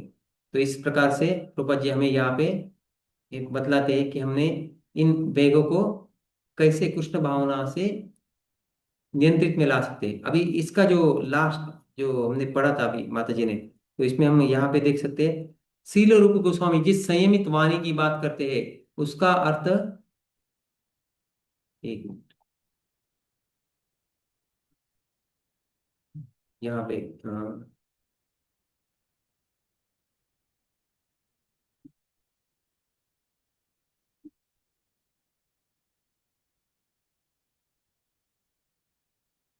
किंतु यदि कोई इतना भाग्यशाली हो कि उसे शुद्ध भक्त की संगति प्राप्त हो सके, तो वह सरलता से योग प्रक्रिया द्वारा मन को वश में करने की सभी अभ्यासों का अतिक्रमण केवल कृष्ण भावनामृत के विधि निषेध का अनुसरण करके तथा प्रामाणिक आध्यात्मिक गुरु के निर्देशन में परमेश्वर की सेवा में संलग्न रहकर कर सकता है। यानी हमें भक्तों की, शुद्ध भक्तों की संगति चाहिए, ये प्रक्रिया का हमें अनुसरण करने के लिए। तो उससे हम मन को वश में कर सकते हैं। और इन सभी अभ्यासों का, यानी जो अलग अलग तपस्या ब्रह्मचर्य ने, वो उनको दूर करके, यानी वो ना करके हम केवल कृष्ण भावनामृत के जो विधि विधान है, क्या करना है क्या नहीं करना है, उनका अनुसरण करके, और जो प्रामाणिक आध्यात्मिक गुरु है उनके मार्गदर्शन में, उनके निर्देशन में भगवान की सेवा में संलग्न रहकर हम एक कृष्ण भावनामृत में आगे बढ़ सकते हैं। और इन हमारे जो वेग है उनको हम नियंत्रित कर सकते हैं। कृष्ण भावनामृत के विधि निषेध इस प्रकार है: अवैध मैथुन से दूर रहना, मांसाहार न करना, नशा न करना तथा जुआ न पीना। श्रील रूप गोस्वामी इसी सरल विधि की संस्तुति कर रहे हैं। तो यहाँ पे रूप गोस्वामी जी ने इस, जैसे कि पहले बताया, ये जो सुभाषित है ये कुछ एक ऐसा बड़ा श्लोक नहीं है, लेकिन एक सुभाषित है, सुविचार है। इसके द्वारा हमें ये जो कृष्ण भावनामृत में हमें क्या करना चाहिए क्या नहीं करना चाहिए, और कैसे कृष्ण भावनामृत से हम इन वेगों को दमन कर सकते हैं, उसको हम नियंत्रण में, वश में ला सकते हैं। तो हे जैसे रूप गोस्वामी जी को हम क्या कहते हैं कि वो चैतन्य मनोविष्टम, जैसे हम प्रार्थना में उनका जो गुणगान करते हैं वो क्या है? चैतन्य चैतन्य मनोविष्टम, यानी भगवान चैतन्य महाप्रभु के मन की बात वो समझते हैं। उसी तरह उन्होंने उनके जो शास्त्र लिखे, जो उन्होंने चैतन्य महाप्रभु से शिक्षा लिए और उनके मन की बात जान के उन्होंने उस शास्त्र का पूरा संकलन किया है, शास्त्र में दिए। तो वैसे ही प्रभुपाद जी को ने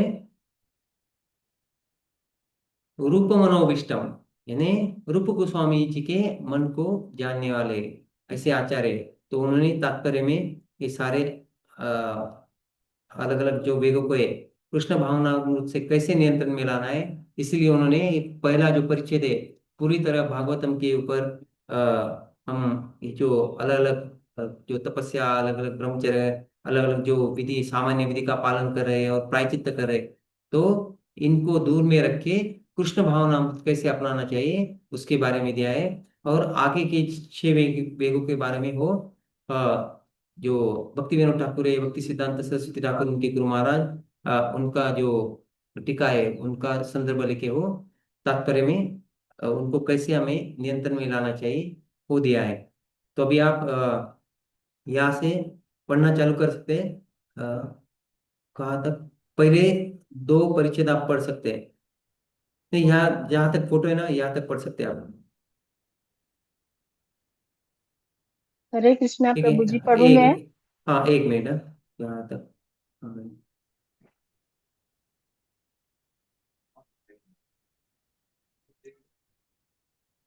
हाँ, यहाँ से पढ़ सकते हैं। सर्वप्रथम मनुष्य को, हाँ पढ़ सकते हैं माता जी। जी प्रभु जी, हरे कृष्णा प्रभु हरे जी, कृष्ण। दंडवत प्रणाम। धन्यवाद। सर्वप्रथम मनुष्य को अपनी वाणी पर संयम रखना चाहिए।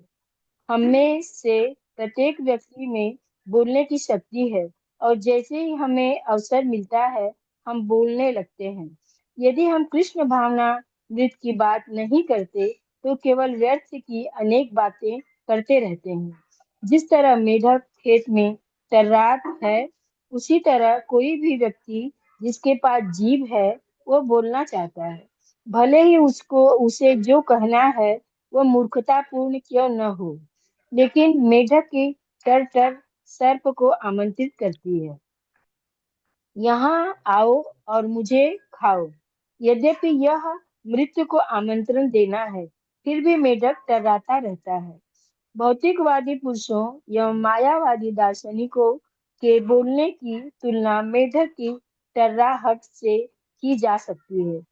ये सदैव व्यर्थ की बातें करते रहते हैं और अपने को पकड़ाने के लिए मृत्यु को आमंत्रित करते रहते हैं। लेकिन वाणी की संयम का अर्थ अपने पर थोपी गई चुप्पी, मौन की बाह्य क्रिया नहीं होता, जैसा कि मायावादी दार्शनिक सोचते हैं। ऐसा मौन कुछ समय तक सहायक प्रतीत हो सकता है, लेकिन अंततः वह विफल हो जाता है। श्रील रूप गोस्वामी जिस संयमित वाणी की बात करते हैं, उनका अर्थ कृष्ण कथा की सकारात्मक विधि का समर्थन है, अर्थात बोलने की प्रक्रिया को परम भगवान श्री कृष्ण के गुणगान में लगना। इस तरह जीव भगवान के नाम, रूप, गुण तथा लीलाओं की महिमा का गान करती है। कृष्ण तथा कृष्ण कथा का उपदेशक सदैव मृत्यु के चंगुल से दूर रहता है। वाणी के वेग को संयमित करने की यही महत्ता है। अभी यहाँ तक, मनोवेग। हाँ माता जी ठीक है। जी तो जी, यहाँ तक हरे हम देखते कृष्णा हैं। प्रभु। हरे कृष्णा। यहाँ पे जो 6 वेग दिए गए उसमें से जो पहला वेग है वाणी का वेग, वाचो वेगम, उसके बारे में प्रभा जी ने ये तात्पर्य दिया है। और इसके आगे मन के वेग के बारे में बताया। तो अभी हम वाणी का वेग देखते हैं कि इसमें प्रभा जी क्या करे। यहाँ पे वो अलग अलग उदाहरण देके हमें समझा रहे हैं कि कैसे हमने वाणी की वेग को कैसे नियंत्रित करना चाहिए।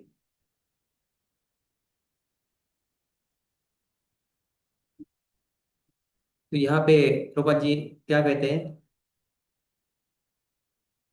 वाणी पे, वाणी के वेग को, जो वाणी का वेग है यानी वाणी वेग यानी क्या, बोलने का वेग, तो ये वेग हमने संयमित रखना चाहिए। तो हम में से जो प्रत्येक व्यक्ति, कोई भी बाहर का हो, कृष्ण भावना भावित हो, कोई भी जो व्यक्ति है, उसको जो एक 5 कर्मेंद्रिय में से एक मुख मिला है, तो और उसको बोलने के लिए वो शक्ति भी प्रदान की गई है। लेकिन वो क्या कर रहा है, बोलते जा रहा है। जैसे ही कुछ अवसर मिलता है, जैसे कि हम ट्रेन में जाते हैं, तो लोग क्या है, बात करते ही जाते हैं, बोलते ही रहते, कुछ ना कुछ बोलते रहते हैं। और जब हम वहाँ पे कीर्तन करते, भजन करते, लेकिन वो सुनने के बाद भी क्या है, वो अपना फिर से उस आदत पे आ जाते हैं। वो कुछ ना कुछ क्या है, बोलना चाहते हैं, और वो बोलते हैं कि ये ऐसा हुआ है, वैसा हुआ, जो भौतिक चीजें, संसार की चीजें, उनके बारे में हो हमेशा बातें करते रहते हैं। अपना जो शक्ति है वो व्यर्थ हो गवाते रहते हैं। अगर उनको बोला गया कि चुप बैठो, ये बहुत हो गया, अभी नहीं हमें सुनना है आपकी फालतू की ये बातें, तो क्या है, वो उनको वो अच्छा नहीं लगता। और उनको अगर ये भी कहा गया कि आप हमारे साथ कीर्तन करो, भजन करो, वो कुछ देर करेंगे, लेकिन फिर से वो अपने इस आदत में, जो बोलने का उनका वेग है, उसके लिए वो फिर से वो उसमें बद्ध हो जाते हैं।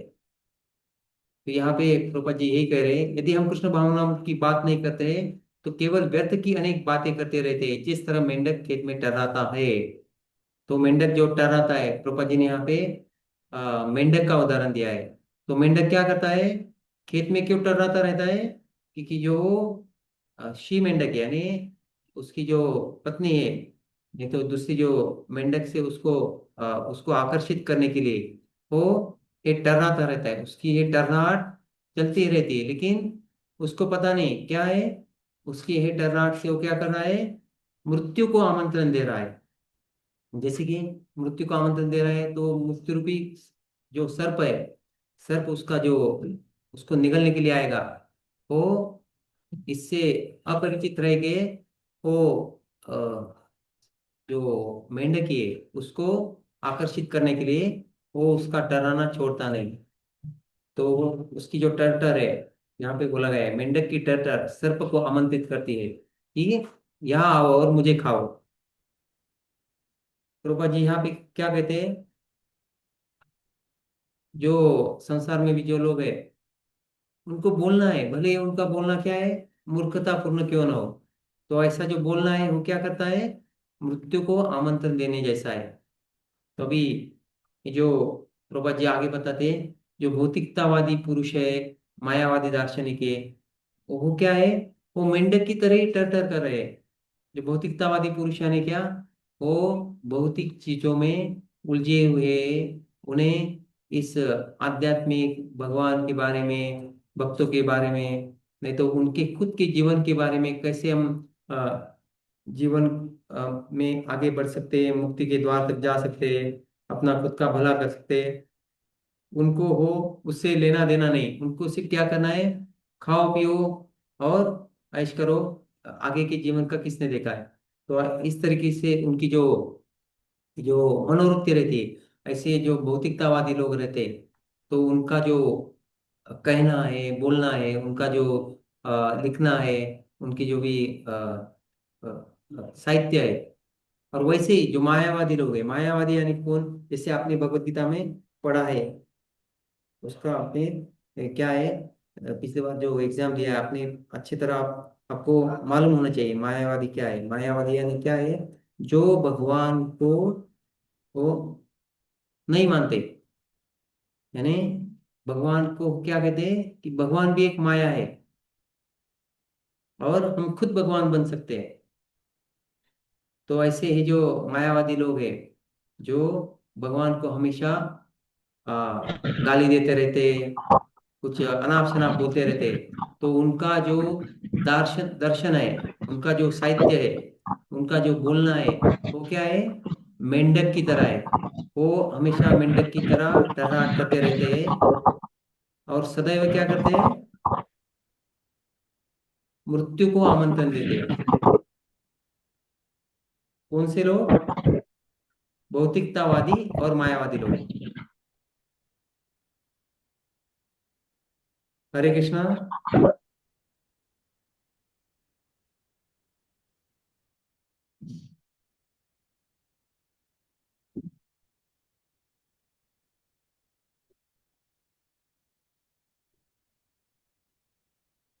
हाँ, तो अभी हमने देखा कि कैसे भौतिकतावादी और मायावादी जो लोग हैं, वो हमेशा मेंढक की तरह क्या करते रहते हैं, टर्राते रहते हैं और मृत्यु को आमंत्रण देते हैं। लेकिन वाणी की संयम का अर्थ अपने पर थोपी गई चुप्पी, मौन की बाह्य क्रिया नहीं है, जैसा कि मायावादी दार्शनिक सोचते हैं। मायावादी दार्शनिक क्या सोचते हैं, अगर जो वाणी को संयम रखना है तो क्या करना चाहिए? मौन रखना चाहिए।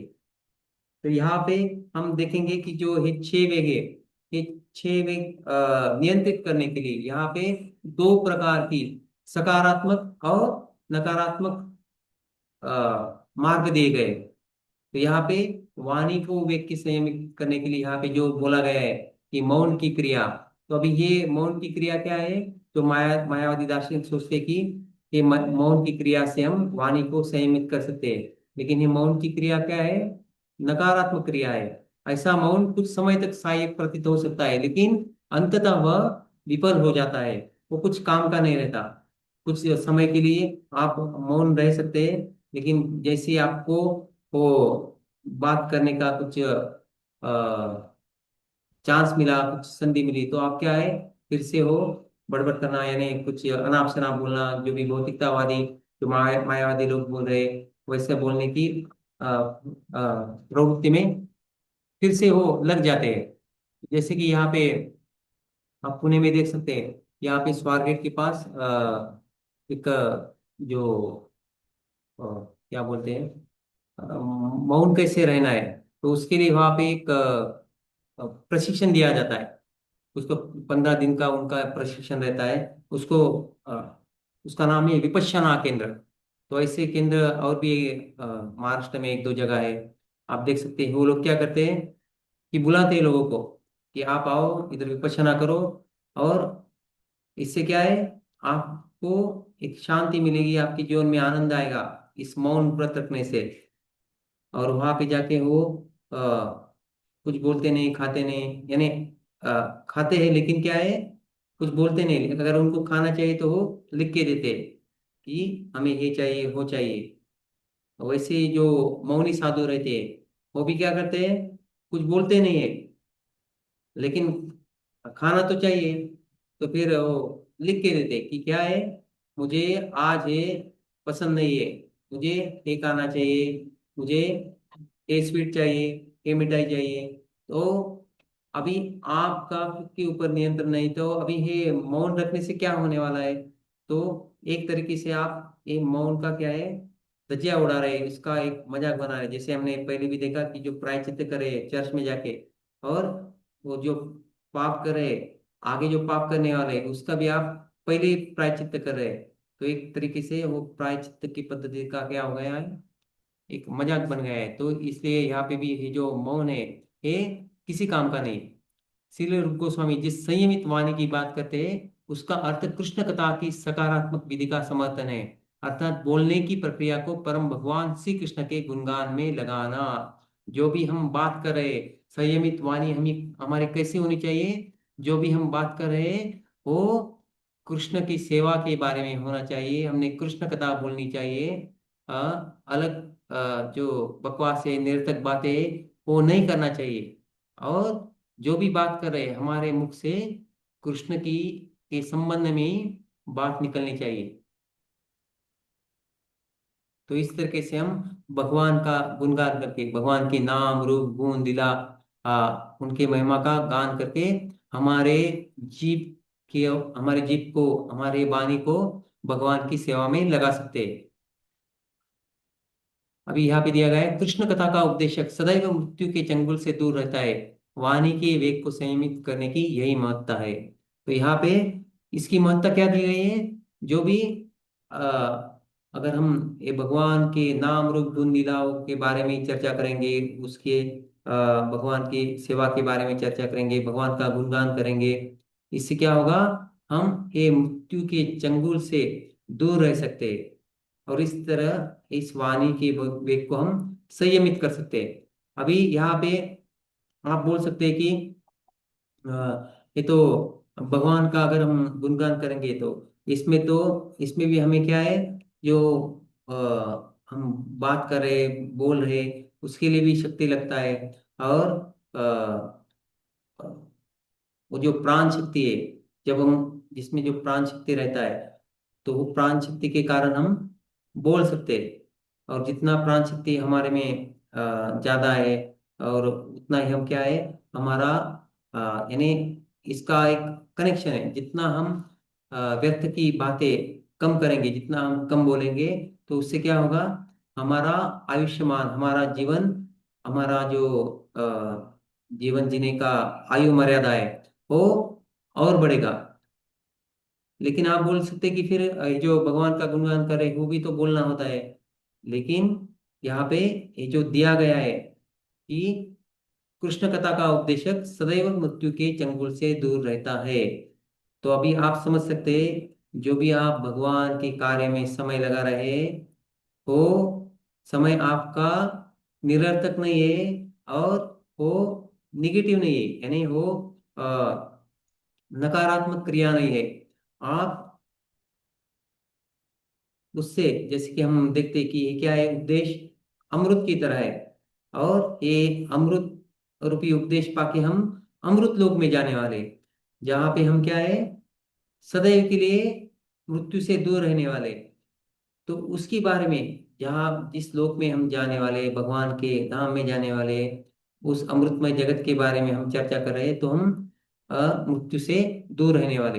लेकिन जो हम फालतू की बड़बड़ करते हैं, जैसे कि जैसे हमारा जो वाचो वेगम बढ़ जाता है, हमें हमारा बोलने का जो अर्ज रहता है, जो अंदर से एक बोलते हैं वेग आता है, एक एकदम जोर का जैसे झटका लगता है, वैसे हमें लगता है कि कुछ बोलना चाहिए। तो अगर उसी बोलने को हम आध्यात्मिक कार्य में लगाएंगे, भगवान की स्तुति करने में, भगवान का गुणगान करने में, तो क्या होगा, निरर्थक जो बातें कर रहे, अनाप शनाप जो बोल रहे, किसी को कुछ कड़वी बातें बोल रहे, उससे हम क्या कर सकते हैं, उससे हम दूर रह सकते हैं। और हमारा जो शक्ति है, बोलने का शक्ति, वो भगवान की सेवा में हम लगा सकते हैं। इस तरीके से हमारा जो अनर्थ जो बोलने का है वो भी कम होगा, और भगवान की सेवा में करने से हम जल्दी ही, हम जो अमृत धाम है, भगवान का धाम है, उसकी तरह हम अग्रसर होंगे। और इस वाणी की आप जो वेग है, इसके बारे में हम पिछले सेशन में भी अलग अलग तरीके से हमने चर्चा किया था। जैसे कि हमने शुरू में देखा कि जैसे भक्ति विनोद ठाकुर जी ने क्या कहा है, और फिर उसके संदर्भ में हमने जो ये देखा था, भगवत गीता का श्लोक देखा था। तो हम, हमारा जो वाणी है वो कैसा है, यहाँ पे बोला गया है, वो संयमित होना चाहिए, और हमने मीठे वचन बोलने चाहिए। तो किसी किसी को उससे क्या होना चाहिए, किसी के हृदय को पीड़ा नहीं होनी चाहिए, किसी को दुख नहीं पहुंचना चाहिए। इसी तरह अगर हम सदैव भगवान के बारे में बोलेंगे, चर्चा करेंगे, तो क्या होगा, तो हमारे हमारे जीवन की भी शुद्धता होगी, हमारा जो जो भावना है वो भी शुद्ध होगी। हम कृष्ण भावनाओं में आगे बढ़ेंगे, और जिससे हम बात कर रहे हैं उनके भी जीवन में हम परिवर्तन ला सकते हैं। इस तरीके से हम इस वाणी को, वेग को क्या है, संयमित कर सकते हैं, और अपने जीवन में उसको अ, भगवान की कृष्ण कथा, भगवान की कथा करके उसको प्रचार में उसका हम उपयोग कर सकते हैं। तो आगे का हम वेग देखेंगे, मनोवेग। तो पहला हमारा हो गया वाचो वेग, अभी दूसरा है कि मनोवेग। तो यहाँ पे प्रोपा जी ने जैसे कि मैंने बताया कि ये जो तात्पर्य दिया है, तीन भागों में इसको, इसका वर्गीकरण हुआ है। तो पहला जो भाग था, हमने देखा कि उसमें प्रोपा जी ने भागवतम के जो श्लोक है, परीक्षित महाराज जी ने सुखदेव गोस्वामी जी को पूछा कि जो प्रायश्चित्त है वो करने से क्या लाभ है। और ये जो दूसरा है, इस दूसरे भाग में प्रभुपाद जी ने ही सारे जो छह वेग है उनके बारे में चर्चा की है, उसके बारे में उन्होंने तात्पर्य दिया है। वो तात्पर्य उन्होंने, जो भक्ति विनोद ठाकुर है, भक्ति सिद्धांत सरस्वती ठाकुर है, वो उनका ही संदर्भ लेके उन्होंने तात्पर्य दिया है। और तीसरा जो भाग है इसमें, वो तीसरे विभाग में जो भक्ति सिद्धांत सरस्वती का, जो भक्ति सिद्धांत सरस्वती ठाकुर है, जो प्रभुपाद जी के गुरु महाराज है, उनका तात्पर्य दिया है। तो उन्होंने ही छह वेगों को तीन वेगों में बताया है। तो वाचो वेगम, मनसा क्रोध वेगम। वाचो वेगम, तो वाचा का वेग दिया है उन्होंने। मनसा क्रोध वेगम, मनसा क्रोध, तो वो मन का वेग दिया है। और जिह्वा वेगम, उदरपस्थ वेगम, तो ये जिह्वा वेग, उधर उपस्थ वेग, उनको उन्होंने शरीर का वेग दिया है। तो वाचा, मन और शरीर, ऐसा तीन वेगों के बारे में उन्होंने अपने जो तात्पर्य में जो भक्ति सिद्धांत सरस्वती ठाकुर जी है उन्होंने बताया। तो ये तीसरा विभाग है। तो अभी ये जो हम अलग अलग वेगों की बात कर रहे हैं, तो और भी अलग तरीके से उन्होंने जो दिया है, तो उसका चर्चा हम अगले सत्र में कर सकते हैं। यहाँ पे हम ये जो छह वेगों को देख रहे हैं, उसमें से हमने पहला वेग तो देखा है अभी। ये आगे के वेग हम जल्दी जल्दी से देखेंगे क्या दिया है उसमें। ठीक है। मनोवेग, तो आप में से कोई पढ़ सकता है कि मनोवेग के बारे में यहाँ पे मैं रूपा जी क्या कह रहे हैं? पढ़ूं प्रभु जी? हाँ। मनोवेग या मन की अधीरता तभी वश में हो जाती है जब कोई अपने मन को कृष्ण के चरण कमलों में स्थित कर देता है।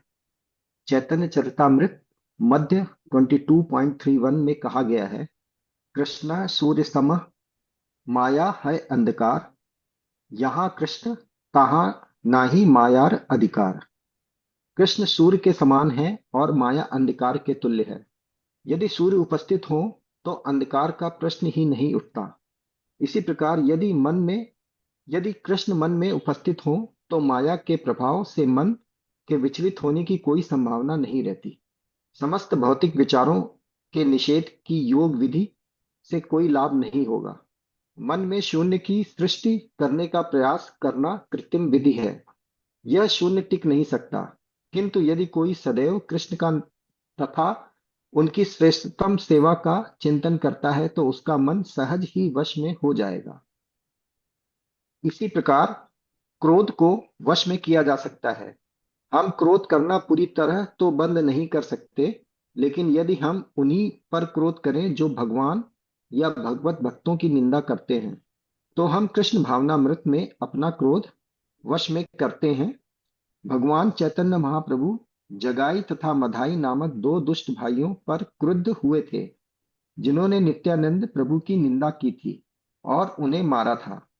अप, अपने शिष्टाष्टक में भगवान चैतन्य ने लिखा है, तृणादपि सुनिचेन तरोरपि सहिष्णुना। मनुष्य को तृण से भी अधिक विनम्र तथा वृक्ष से भी अधिक सहनशील होना चाहिए।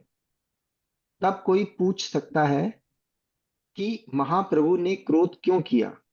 बात यह है कि मनुष्य को स्वयं का सभी तरह का अपमान सहने के लिए तैयार रहना चाहिए, लेकिन जब कोई कृष्ण या उनके शुद्ध भक्त की निंदा करता है तो असली भक्त क्रुद्ध होता है और अपराधियों पर अग्नि की तरह बरस पड़ता है।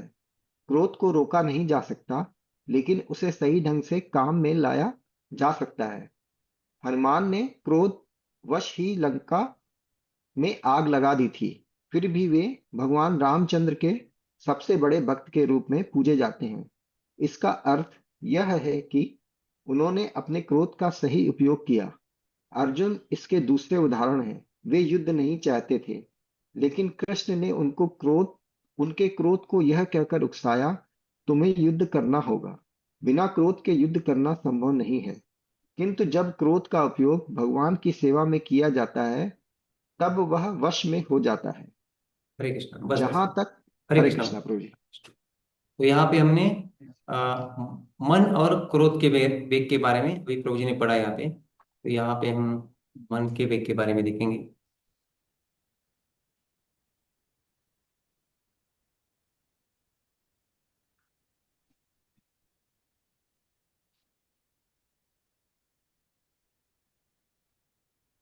तो यहाँ पे बोला बोला गया है कि मन की जो अधीरता है, मन की जो अ, सहन करने की जो यानी मन अधीर हो जाता है, तो उसको कैसे वश में लाने का है, इस वेग को। मनोवेग या मन की अधीरता तभी वश में हो जाती है। तो वेग को यहाँ अधीरता बोला गया है। तो मनोवेग के या मन की अधीरता तभी वश में हो जाती है जब कोई अपने मन को कृष्ण के चरण कमलों में स्थित कर देता है। जैसे प्रभुपाद जी ने पहले भी जो अ, भागवतम का उदाहरण देके हमें पूरा एक फाइनल सॉल्यूशन दिया। यहाँ पर भी प्रभुपाद जी वही बता रहे हैं कि हम इस वेग को कैसे नियंत्रण में ला सकते हैं, कि हमें हमारे मन को कृष्ण के चरण कमलों में स्थित करना चाहिए।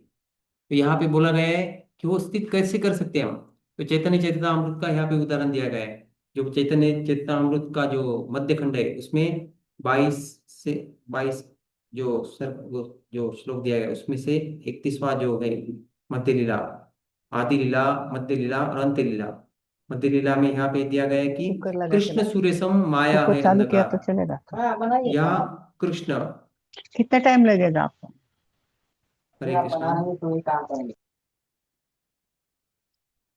कृष्ण सूर्य सम माया है अंधकार, यह कृष्ण तहा नहीं माया अधिकार। यानी कृष्ण कैसे है?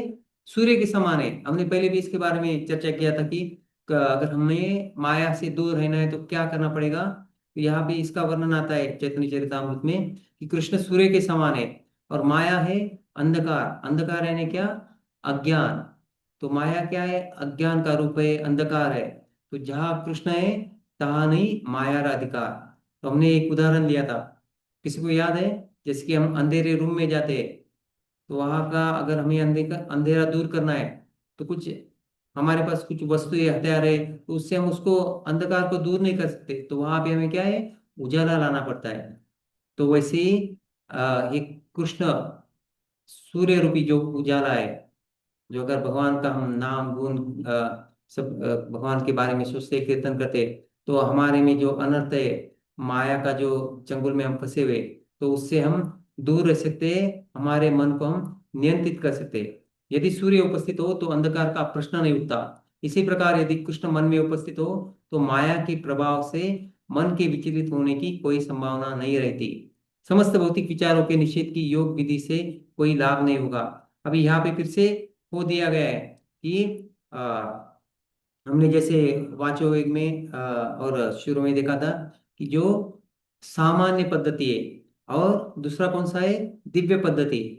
तो यहाँ पे जो सामान्य पद्धति का वर्णन किया गया है, सामान्य मार्ग, तो वो क्या दिया गया है? योग विधि दिया गया है कि इसी योग विधि से हम क्या करेंगे। जैसे कि वो अष्टांग योग रहता है, उसमें यम नियम प्राणायाम आसन, बाद में क्या आता है? ध्यान धारणा समाधि प्रत्याहार, ऐसे अलग अलग 8 अंग है उसमें। तो ये विधि योग का विधि करने से क्या है? लाभ नहीं होगा। आजकल तो वो जो योग विधि को क्या कर दिया उन्होंने, उसका भी एक मजाक बना दिया है। तो कुछ पावर योगा करके कुछ अलग अलग तरीके से सिर्फ इंद्रियों की संतुष्टि के लिए वो योग, विवेक जो योग है वो योग करना चाहते हैं।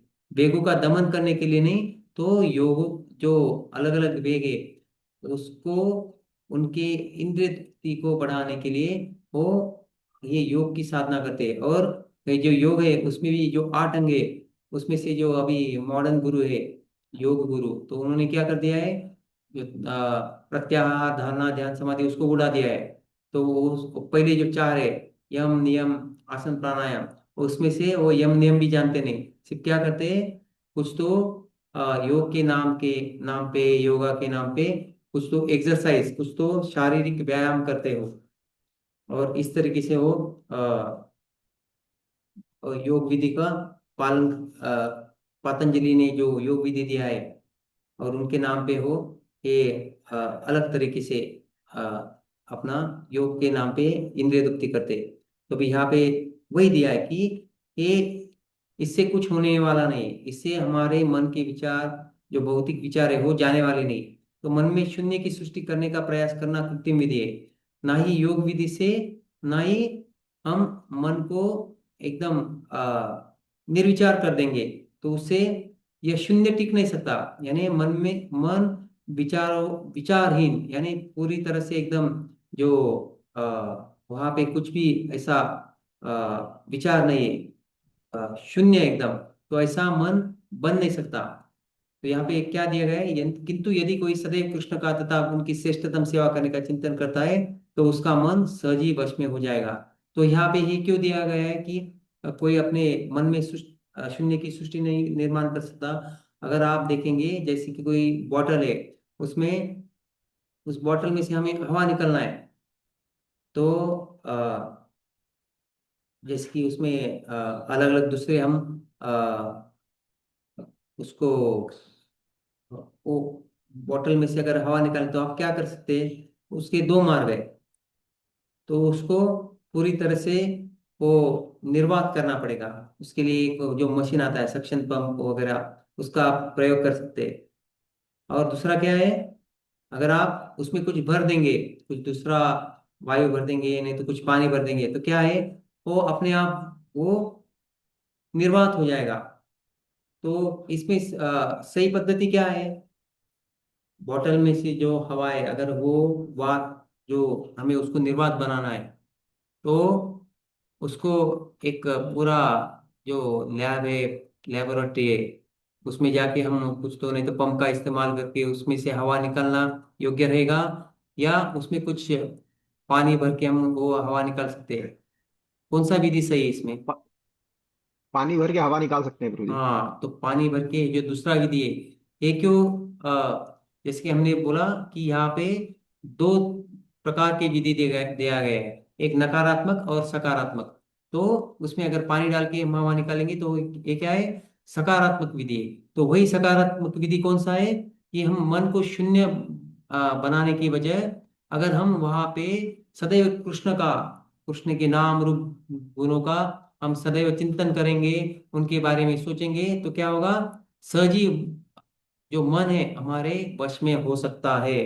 तो इसके लिए हम क्या देख सकते हैं कि जो अलग अलग हमारे शास्त्रों में जो उदाहरण दिए गए, सबसे हम इसका तुकाराम महाराज जी का उदाहरण देख सकते हैं कि कैसे उन्होंने इस जो वो मन के ऊपर कैसे नियंत्रण रखा था।